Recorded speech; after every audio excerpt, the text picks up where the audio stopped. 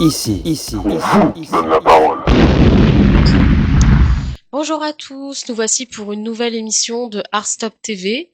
Alors nous voici avec Yuting, nous voici avec Maxine, Flo et du coup Jean pour une nouvelle émission. Alors Yuting, parle-nous de ton parcours. Bonjour, je m'appelle Yue Ting Hong. Je suis comédienne chanteuse taïwanaise. Je suis à Paris depuis 4 ans à peu près. Avant, j'ai fait une école de comédie musicale où j'ai appris comment chanter, danser et jouer en même temps. Et maintenant, je suis dans une école de l'acting aussi et je suis comédienne actrice. D'accord. Maxine, présente-toi. Alors bonjour, moi c'est Maxime Max, comme vous préférez. Je suis la deuxième de film Miss Charmante Centre-Val de Loire 2025 et j'ai été élue le 29 mars dernier. D'accord, très bien. Ensuite, Flo, parle-nous de ton parcours. Alors, Flo pour les plus intimes et FLR, mon nom de scène, parce que je suis artiste, auteur-compositeur, chanteur. Avec Jean, justement, on a pu faire un clip récemment. Et franchement, c'est un gros projet. Ouais, c'est une bonne expérience. C'était une bonne expérience, une très bonne expérience à refaire. Oui. Jean, parle-nous de ton parcours. Donc, moi, c'est Dan, puis comédien et réalisateur porteur du handicap. J'ai fait des études de cinéma et pas mal de projets audiovisuels, dont dans mon film, dont Noémie t'a joué dans mon film l'année dernière, du coup. Et, en janvier dernier, j'ai participé à un festival sur le handicap pour lequel j'ai joué dans 3 courts-métrages, dont un pour lequel j'ai obtenu une mention d'interprétation.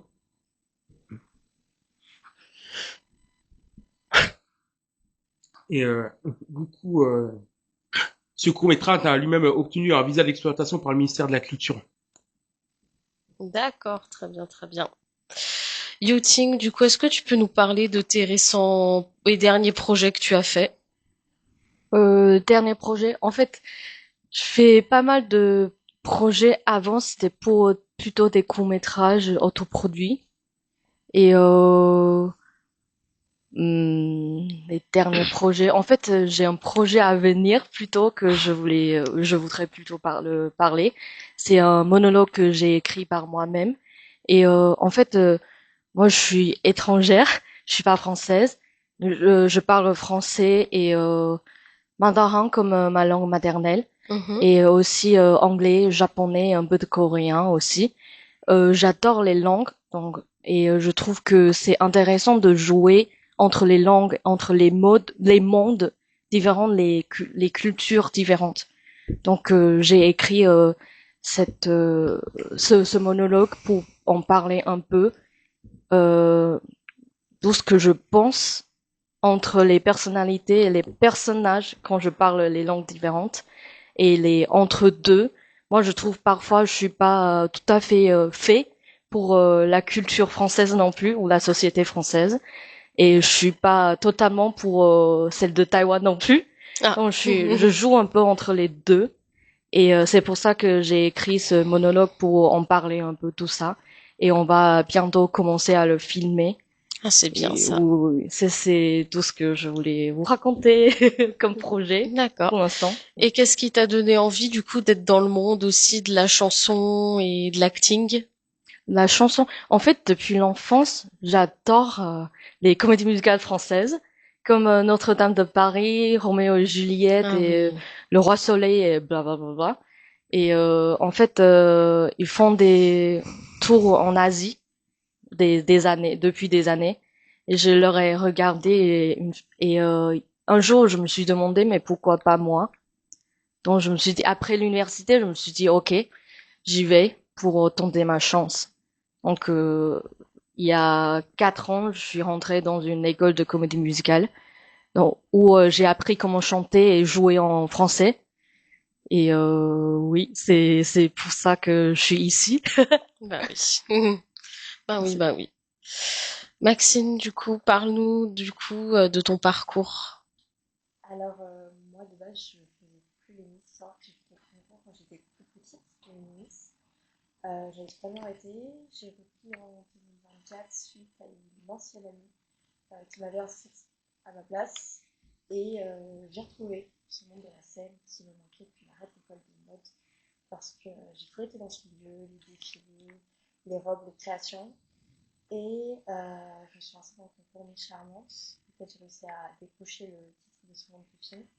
Actuellement, je me prépare au titre pour Miss Beauty Univers France 2026, que j'espère pouvoir remporter et pouvoir porter la cause qui me tient vraiment à cœur, qui est les maladies chroniques. Ah, Je suis ok. atteinte de diabète et d'anxiété chronique. C'est quelque chose qui, pour ma part, n'est pas facile. Je sais que c'est pas facile pour plein de jeunes, surtout quand il est découvert à l'adolescence. Aïe, Pas aïe. forcément très jeune comme tout le monde. Dans cet âge où on se compare beaucoup aux magazines, on cherche un petit peu à quoi se raccrocher et on n'a pas forcément beaucoup d'exemples. D'accord. Je D'où vois. mon but de les représenter à l'international. Et est-ce que tu peux nous parler du coup de comment s'est déroulée l'élection Miss Charmante? Oui, alors hors dehors du classique, les entraînements et l'élection. L'élection aussi s'est bien passée, c'était ma première élection donc j'ai pas vraiment de comparatif. Avant j'avais fait Miss Petit Univers mais c'est quelque chose de très carré aussi. On n'est pas trop dans l'organisation, on a juste à suivre. Ah oui, C'était d'accord. pareil pour une charmante. Ce que j'ai beaucoup aimé depuis, c'est le fait de voyager.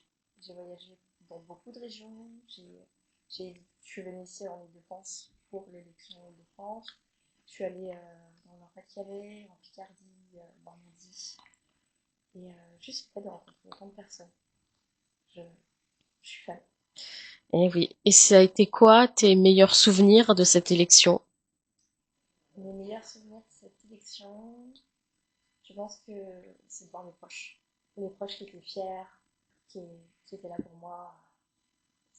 C'est indescriptible comme sentiment. C'est vrai, je comprends.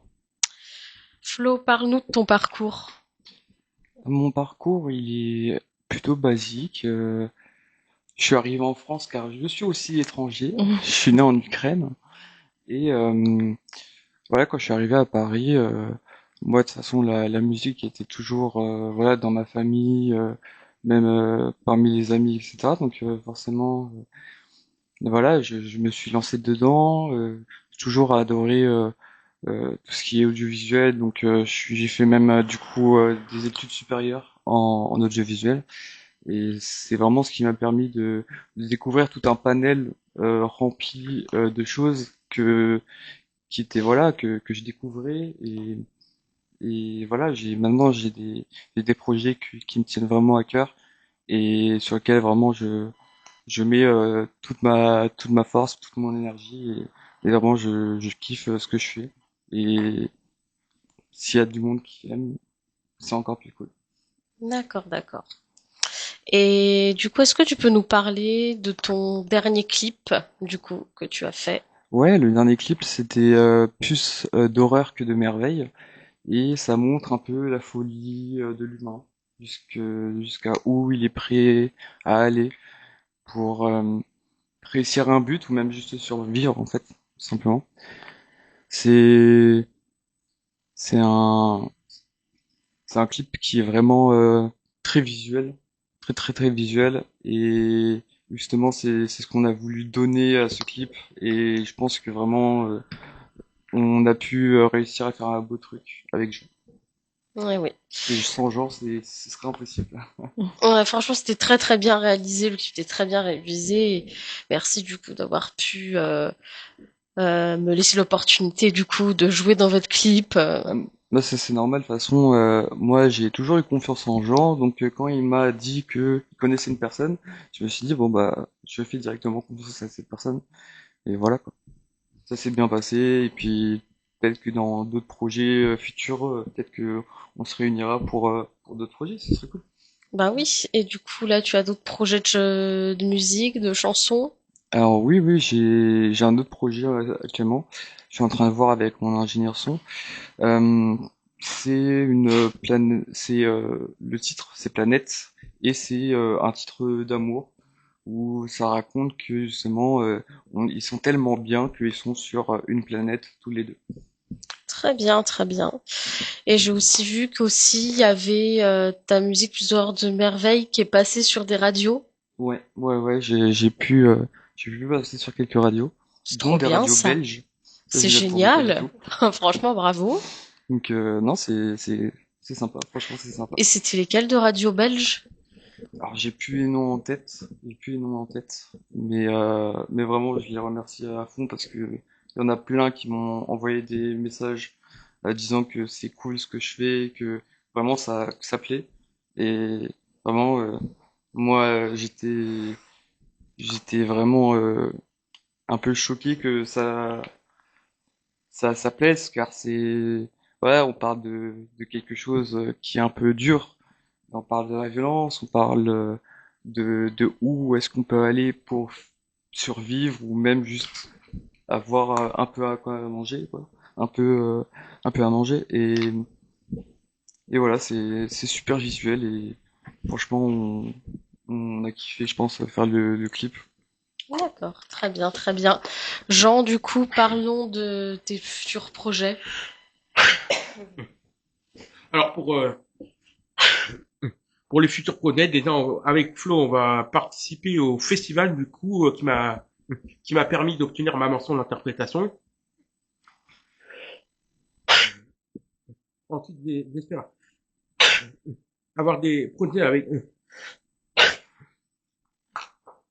pour les Jeux Olympiques parce que du coup j'ai été bénévole pour les Jeux Olympiques et Paralympiques de Paris 2024 et j'espère avoir d'autres projets avec mes collègues, faire plein de projets pour maintenir l'héritage des Jeux à Paris, en France de manière générale.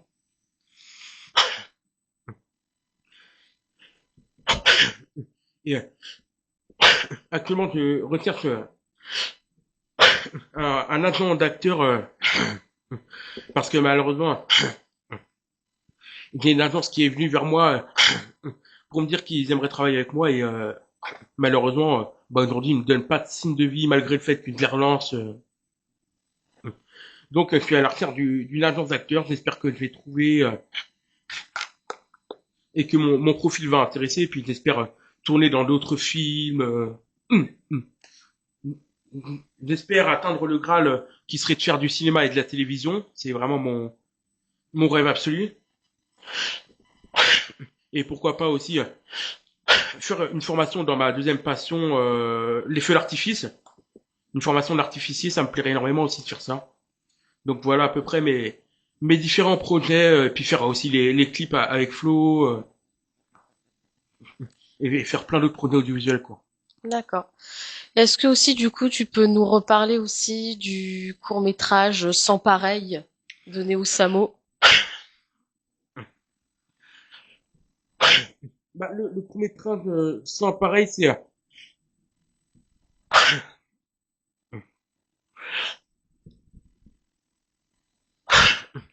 l'histoire d'un jeune qui est victime de harcèlement moral parce qu'il est atteint de handicap, donc il est victime de harcèlement moral, on lui fait un sale coup pendant une soirée, donc du coup toi Noémie t'as été dedans, ça a été un vrai plaisir de t'avoir avec nous d'ailleurs, et j'aimerais en profiter pour remercier toute l'équipe, en l'occurrence José Rendao et Alina Tmenova qui m'ont aidé à réaliser ce court métrage. Sans eux, ça n'aurait pas été possible. Et puis, c'est aussi avec eux d'ailleurs que j'ai participé au festival pour faire le court métrage de Plus belle qui m'a valu ma mention d'interprétation. D'accord. Très bien, oui, belle mention, effectivement. Très bien. Yooting, ensuite, quel a été ton meilleur souvenir de tournage ou dans ta carrière musicale? Oh, c'est une question tellement difficile parce que j'ai eu tellement de belles souvenirs après être venue en France. Et je sais pas, pour l'instant, je pense que le souvenir le plus spécial, on va dire, c'est que j'ai tourné dans un tournage autoproduit et c'était mon rôle, c'était un espion ou quelque chose, un agent Ah oui. asiatique, on va dire, Mhm. et qui fait des petites missions pour espionner les autres ou quelque chose. Et moi, j'ai un katana avec moi, donc il faut que vraiment que je joue comment utiliser le katana. Et je ne voulais pas que ça soit bizarre ou quelque chose, donc j'ai appris tout sur Internet et en regardant les vidéos sur YouTube. Et aussi, j'ai demandé quelqu'un, euh, un ami taïwanais qui sait comment faire du katana. Donc j'ai tout faire de recherche et aussi c'est un mélange de quelqu'un de on va dire japonais taïwanais parce Mhm. qu'on a été colonisé par le Japon aussi, donc on est fortement influencé par la culture japonaise, Ah je vais oui. dire à Taïwan.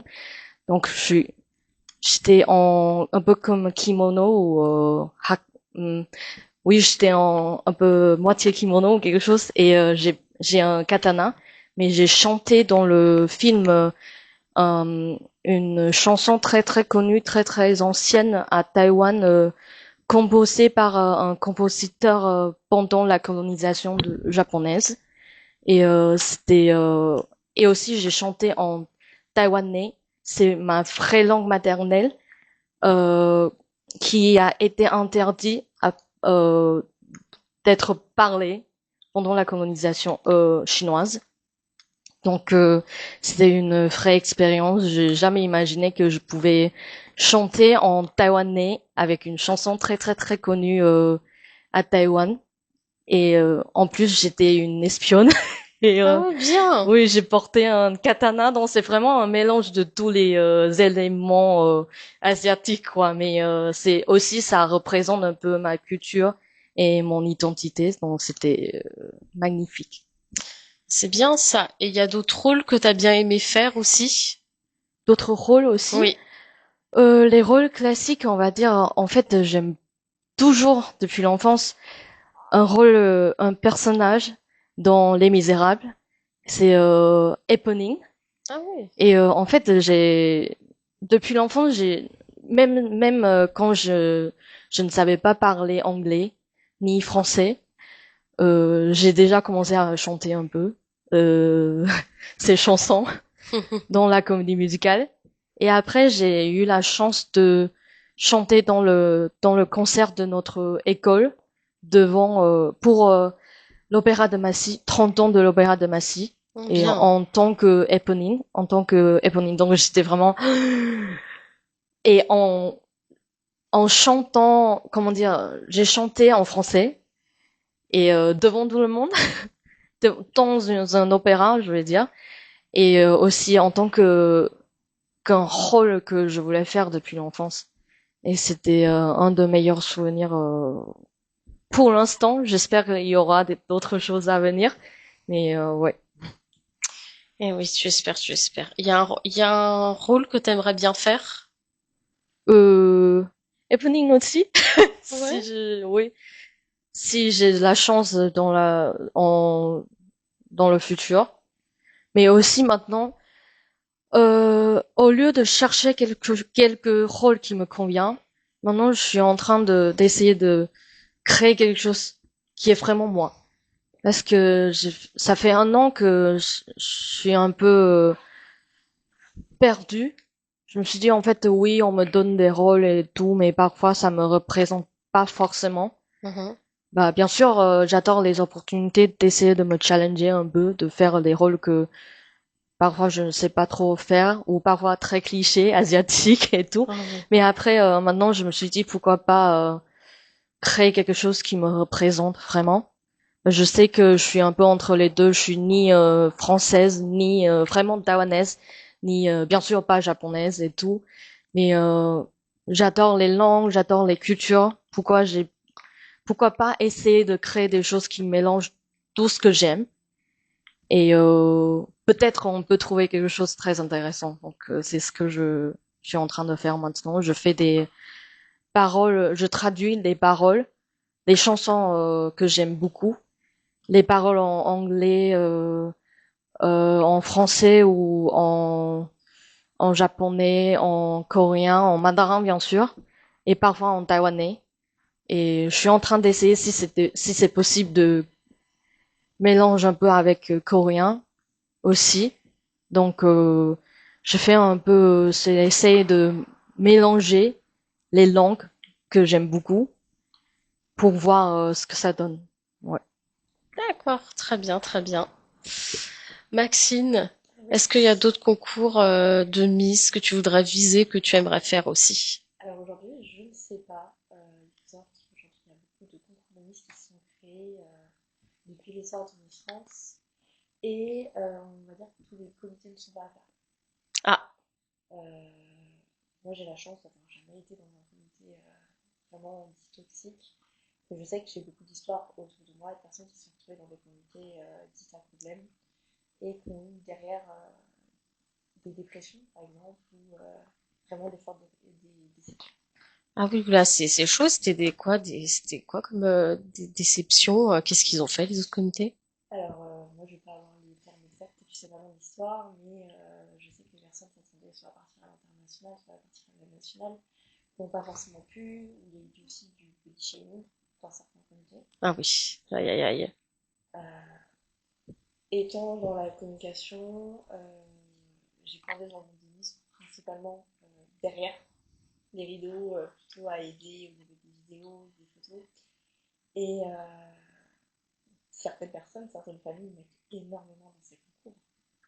C'est vraiment un énorme objectif pour elles. Et quand ça marche pas, il y a une déception derrière Ouais, je qui est comprends. immense, je Ouais. pense. Bon, j'ai eu de la chance. Eh oui, bah tant mieux, tant mieux, tant Nous, mieux. on est vraiment bien. On a eu la chance aussi, parce que normalement, les dauphines ne partent pas à la demi-finale. Normalement, ce sont que les Miss. Les dauphines n'ont pas forcément d'opportunité après, puisque dans les comités normales, c'est la Miss qu'on envoie à la nationale, puis après la Miss nationale à l'international. Nous, on a eu l'ouverture d'un concours, je vais dire annexe, qui permet aux dauphines d'avoir une autre chance de se présenter, parce que les votes, parfois, ils se jouent au nombre de personnes dans la salle, ou juste à votre nombre de followers Instagram, ce qui ne représente pas forcément qui vous êtes. Je vois, je vois. Et du coup, tu as eu des récompenses pour ce titre, du coup, deuxième Miss Charmante Centre-Val de Loire. Alors, nous, on est à première élection, donc j'ai pas eu de récompense de popularité ou certains qui peuvent être des services. Mais je pense que ma principale récompense, ça a été les messages des jeunes que j'ai pu recevoir sur les réseaux sociaux. Ça, c'est bien Parce que ça. moi, je poste dans le cadre du diabète, je suis très ouverte sur le sujet sur les réseaux sociaux depuis maintenant 5 ans, parce que j'ai mon bébé depuis 6 ans. Justement, parce que moi, c'est une fille sur les réseaux sociaux qui m'a permis de l'accepter, qui m'a permis de commencer mes traitements, parce que c'était pas facile. Et des jeunes qui disent, bah, waouh, je tente aussi. Hmm. Je tente aussi, je m'en fous d'avoir ma compte qui sera visible, je tente. Et ça, c'est indestructible quand on a eu du mal avec ces problèmes de santé. Oui, c'est sûr. Puis j'ai remarqué ce qui est bien dans les comités de Miss, c'est que vous défendez souvent plusieurs causes, plusieurs choses. Euh, je sais que une fois, on m'avait dit que dans un concours, justement, il défendait en fait par rapport à l'endométriose, en fait sur plein de causes, plein de choses. Alors oui, parce qu'aujourd'hui, les concours ils évoluent avec le temps, on n'est plus sur le classique, il faut défendre soit la planète, soit le cancer. Les causes, on va rentrer dans des causes qui vont être beaucoup plus précises, qui vont être beaucoup plus personnelles au niveau des titrés. On a beaucoup les droits des femmes, on a beaucoup l'endométriose, des maladies plus précises. On a les cancers qui reviennent, mais principalement aussi les cancers des seins, visés pour les femmes. Et ouais, ça c'est magnifique. Parce que derrière, on organise des événements. Nous, on est en train d'essayer d'organiser un événement sur ma région pour les adolescents, spécialement C'est bien. pédiatriques.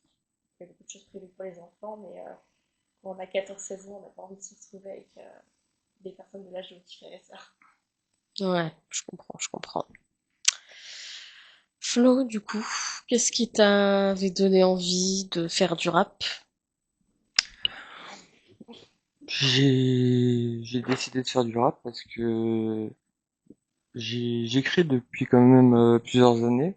mais j'ai jamais voulu les chanter ou quoi. C'était juste pour mon plaisir perso d'écrire des textes. Et je me suis dit, bah pourquoi pas me lancer. Et au départ, j'ai eu du mal parce que ma première musique sur laquelle j'ai travaillé, c'était Kiev, qui est la capitale de l'Ukraine. Et du coup, de raconter tout ce qui se passe, tout ce que j'ai pu voir moi aussi. J'ai beaucoup de personnes qui sont sur le front. Et bah, je reçois des messages, je reçois des photos, des vidéos, et c'est pas toujours simple.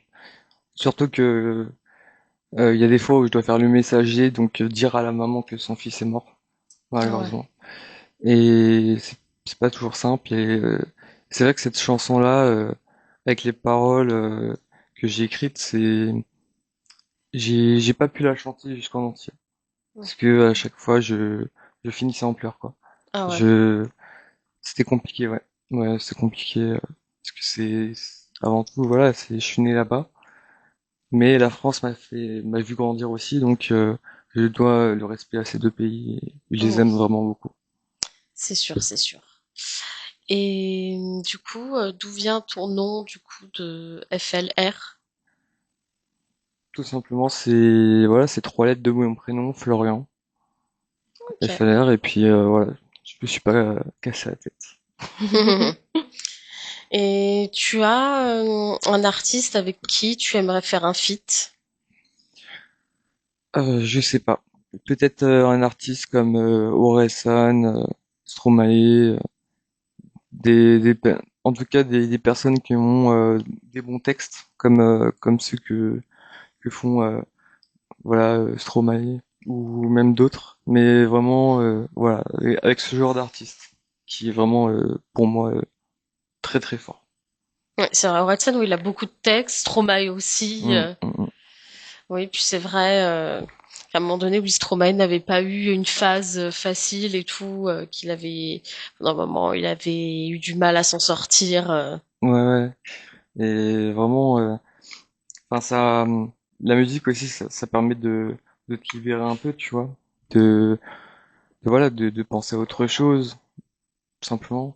C'est, voilà, tu te laisses voyager par le rythme et c'est trop bien, quoi. J'adore. Et oui. Et du coup, quels sont tes artistes référents à toi? J'ai pas forcément d'artiste référent parce que sinon je devrais citer les années 70, 80, 90. On, c'est compliqué, mais c'est vrai que je trouve que sur chacune voilà des générations, j'ai pu trouver en tout cas des musiques qui me plaisaient, que ce soit dans tout style. Alors je peux parler du rap, mais j'aime aussi beaucoup la musique classique. J'ai fait plus de 10 ans au Conservatoire Rachmaninoff à Paris, qui est juste en face de la Tour Eiffel. Et vraiment, d'ailleurs, il y a la cantine russe en bas. On y mange bien. Ah oui, ça me dit quelque chose, ouais. Et non, ouais, c'est vraiment cool. Je faisais mon solfège là-bas et tout. Et j'ai adoré. Donc j'étais toujours dans la musique, de peu ou de loin. C'est bien, c'est bien, c'est bien. Et oui. Et du coup, Jean, comment tu as découvert le cinéma? Comment tu as... Bah, il se trouve qu'il y a 12 ans, j'ai joué dans un court-métrage municipal dans mon ancienne école primaire et c'est ça qui m'a donné envie de me lancer dans le cinéma, malgré le fait qu'on m'ait mis beaucoup de bâtons dans les roues, que certaines personnes m'ont dit que je ne réussirais pas à cause de mon handicap ou trucs comme ça, malgré les différents harcèlements moraux dont j'ai été victime. Je me suis battu jusqu'au bout et puis ça me permet d'en être là aujourd'hui, à réaliser les courts-métrages, les clips, à avoir joué dans quelques projets. Et voilà à peu près comment j'ai découvert le milieu, qui est un milieu qui me tient particulièrement à cœur.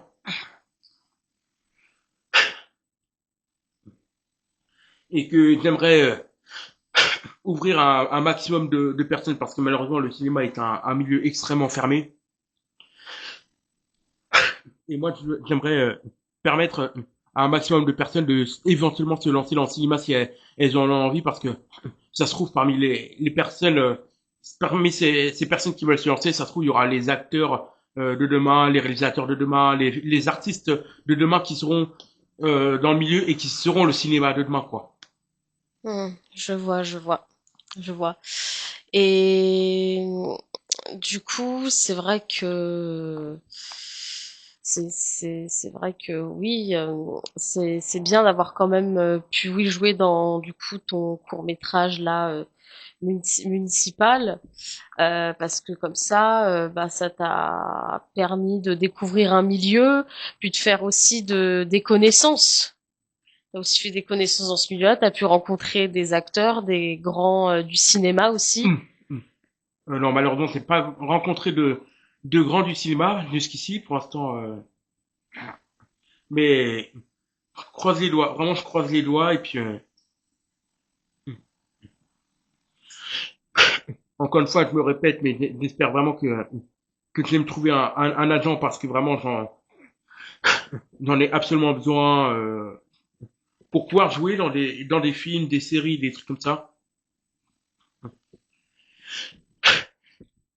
Donc c'est vrai que c'est pas facile parce que les agents ils ont tendance à avoir peur de mon handicap, comme vous voyez là, j'ai les tics, c'est parce que je suis atteint du syndrome Gilles de la Tourette et d'autisme.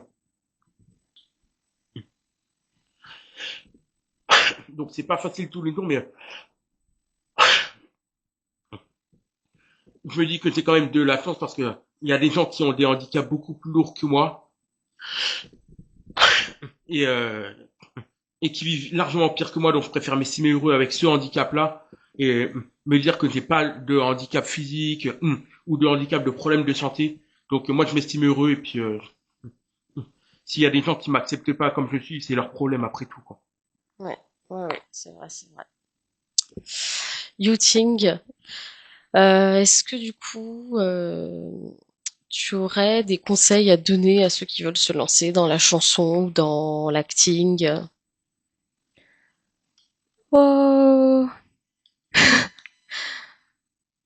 En fait, tu veux dire les conseils pour celles ou ceux qui veulent chanter ou alors premièrement, je trouve que comment dire, les techniques sont quand même importants. Oui. Moi, je suis pas 100% fan de chant classique et tout, mais c'est hyper important pour pouvoir chanter correctement et de pouvoir libérer ta voix, quoi.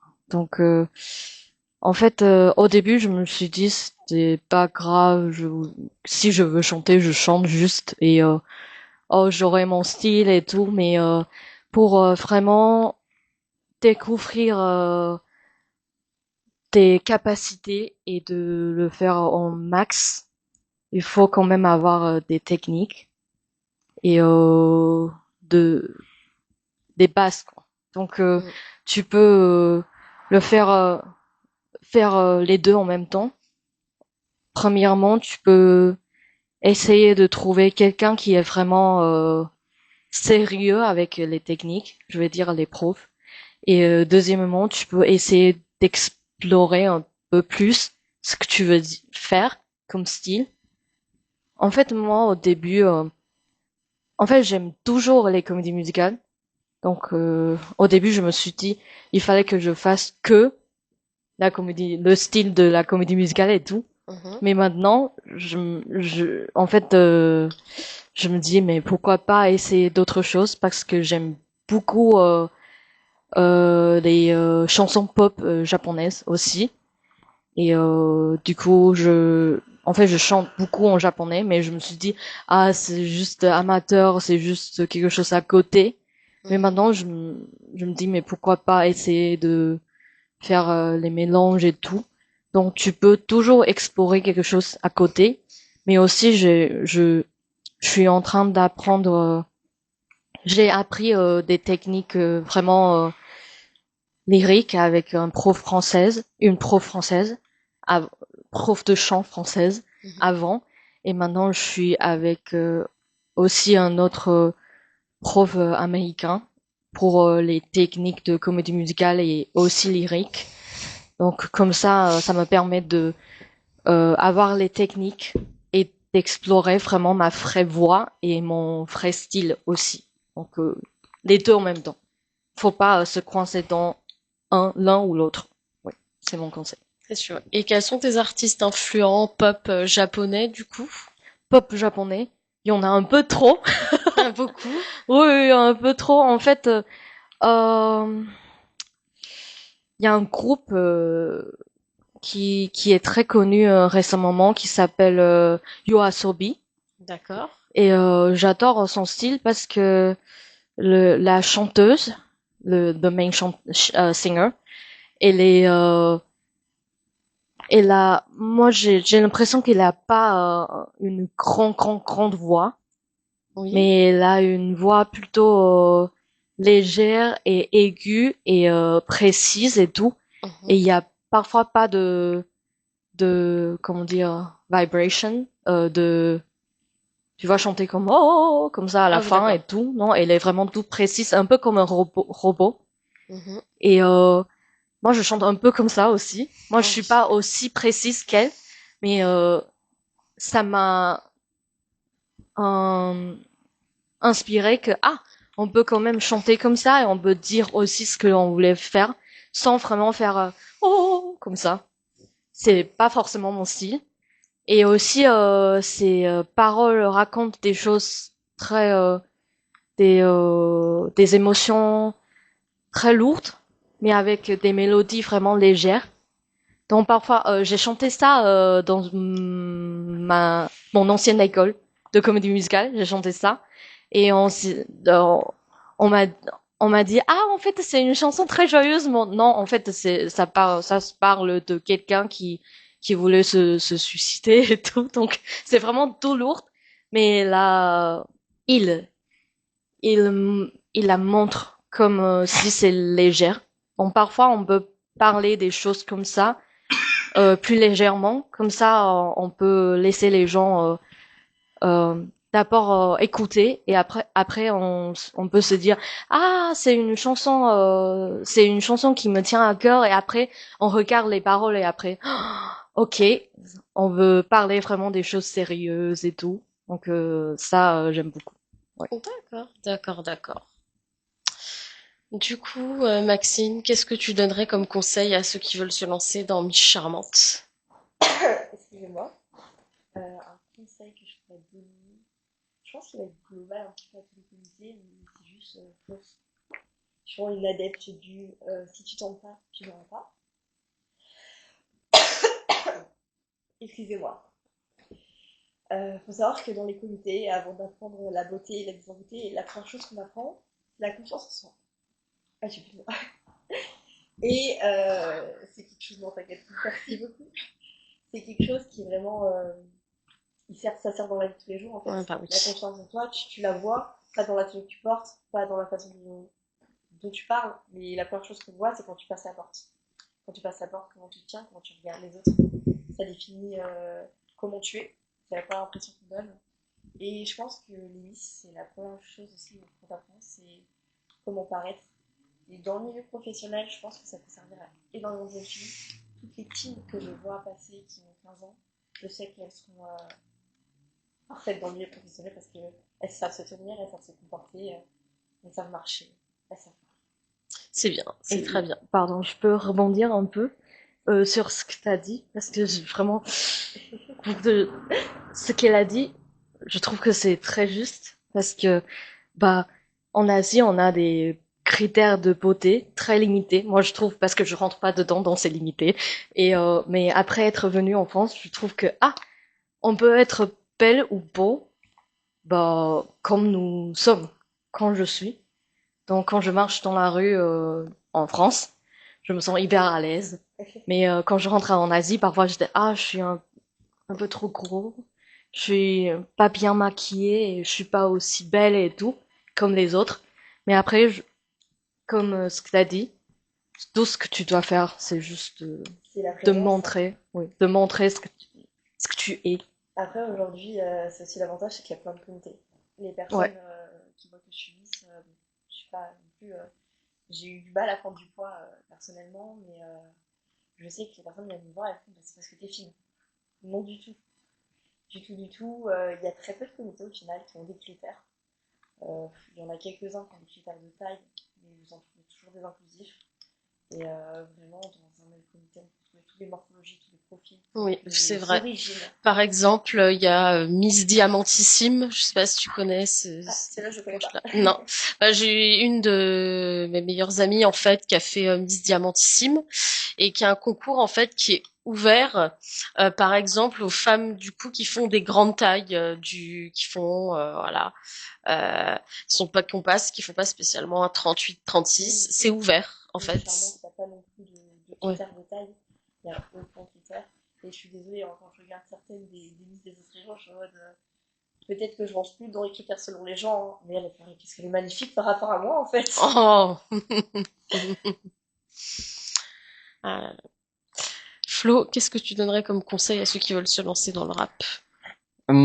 Bah, tout à l'heure, on parlait des maladies chroniques, euh, gens ascétiques, et moi j'ai des céphalées de tension chronique permanente.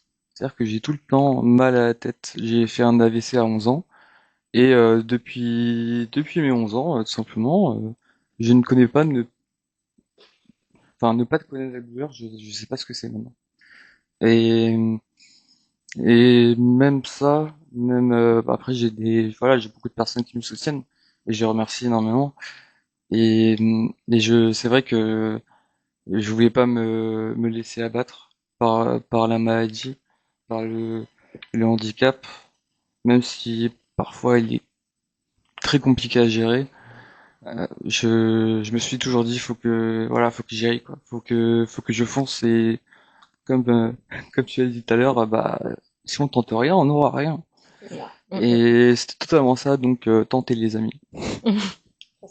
Eh oui, il faut. Jean, qu'est-ce que tu donnerais comme conseil à ceux qui veulent se lancer dans le cinéma?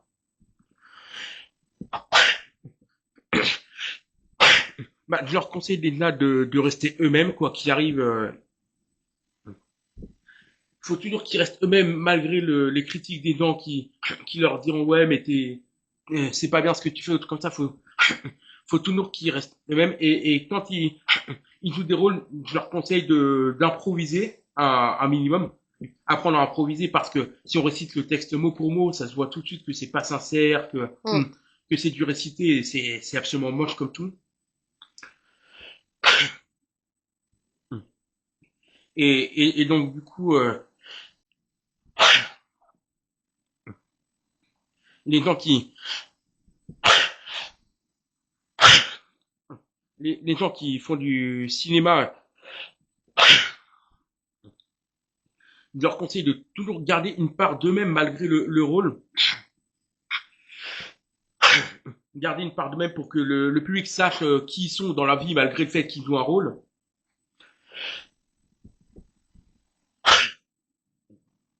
Il faut pas qu'ils aient peur de jouer un rôle parce qu'en aucun cas le rôle ça reflète ce qu'ils sont dans la vraie vie.